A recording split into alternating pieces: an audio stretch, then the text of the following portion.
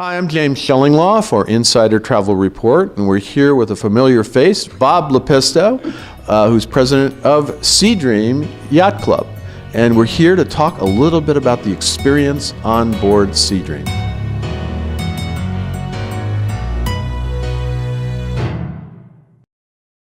Now, Bob, I've been fortunate enough to have been on SeaDream a couple of times, and actually am going on as we speak. I'm going to take some video of the experience, but let's talk from your perspective about what that experience is and highlight some of the things that that your guests really should focus on. All right, James, thank you for the opportunity. Right from the start of our company, we said it's yachting, not cruising. So we absolutely want our guests to feel like they're on their own private yacht with some other interesting people. What that means is there's not a lot of PA announcements or anything like that. We want everyone to have the choice of doing what they want when they want to do it. From the standpoint of service, we have 95 crew members. For just 100 guests, right? Normally 100 guests. So from the crew to guest ratio, it's actually on most voyages 1-to-1. But it's really not about the numbers. It's about the style, the service, the calling our guests by name, remembering their preferences, absolutely ensuring that they do feel like they're on their own private yacht. Yeah. Now, what are some of the experiences that guests you don't want guests to miss? Well, first off, the dining experience on SeaDream is absolutely second to none. Most of the time we're dining outdoors and in places like Capri or Amalfi or Saint-Tropez. You have that beautiful backdrop. Hopefully Mykonos too, because I think I'm going there. Absolutely, Mykonos or St. Bart's when we're in the Caribbean. You're dining outside, so your backdrop are these incredible ports wherever you happen to be, and it's a very casually elegant dining experience. There's no need for ties, tuxedos, or any gala gowns. It's a casual but really great dining experience with attention to detail by the crew. Right. Now, and also they have a wonderful outdoor bar up there that I think I've spent a little time at. Even when you first refurbished the ship, I think we spent extensive time there once till 4 in the morning once, but let's not get into that. Talk a little bit about that experience. Obviously, that's something you shouldn't miss. Right? Absolutely. The top of the yacht bar is absolutely incredible. It's right at the top of the yacht, obviously, and it's just an open-air bar where guests have an opportunity to meet other guests. One of the things the guests really tell me they love about SeaDream is the other interesting people they meet on board.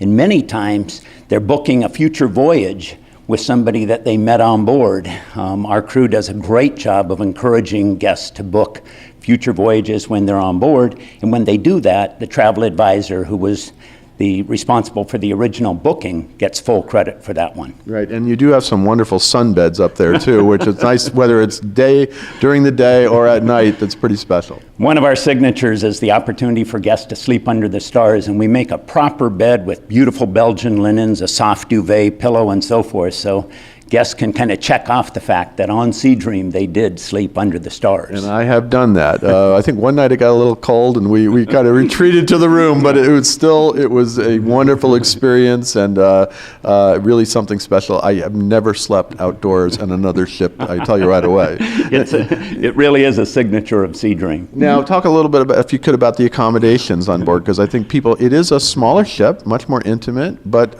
that doesn't mean you skimp on the accommodations. Absolutely. Beautiful accommodations, all ocean view staterooms. There's no inside accommodations at all. All have beautiful ocean views. We do have 16 of our staterooms that has a wall that can be removed, and they can become a double suite, or what we call our Commodore suites.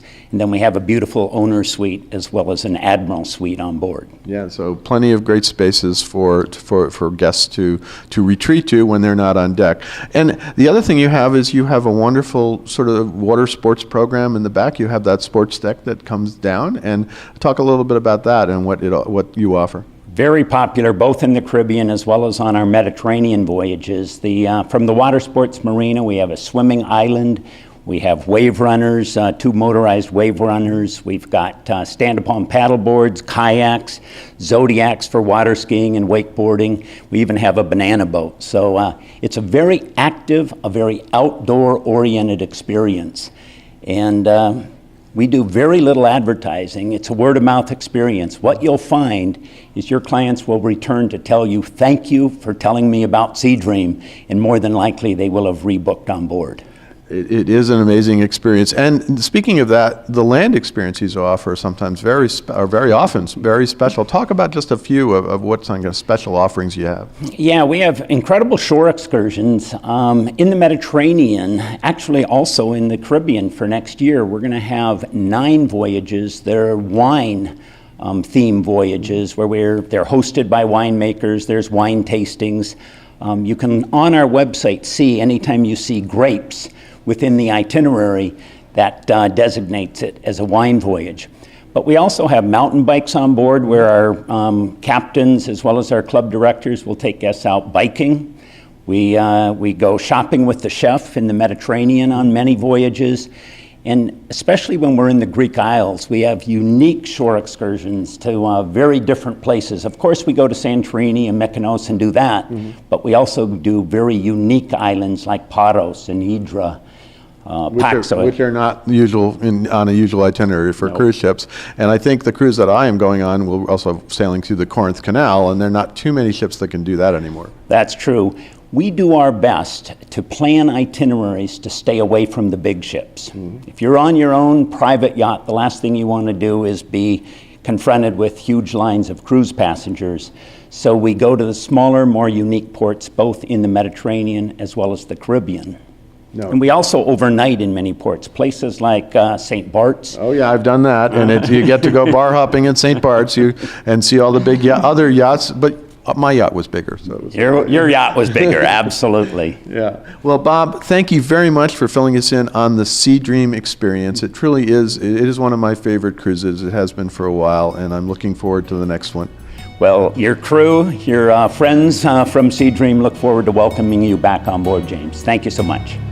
I'm James Shillinglaw for Insider Travel Report.